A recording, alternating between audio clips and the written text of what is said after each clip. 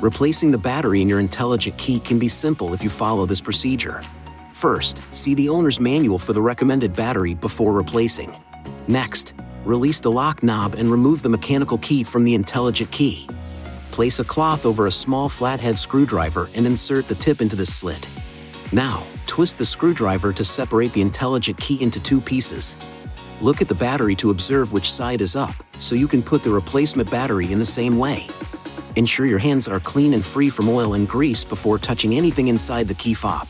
Carefully hold the new battery by the edges every time you pick it up. Remove the discharged battery while being careful not to touch the internal circuits or electrical terminals.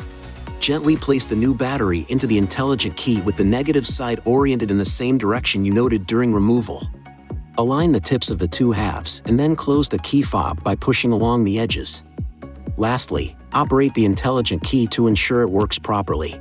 If you need assistance with replacement, it is recommended you visit an INFINITI retailer. Please see your owner's manual for important safety information, system limitations, and additional operating and feature information.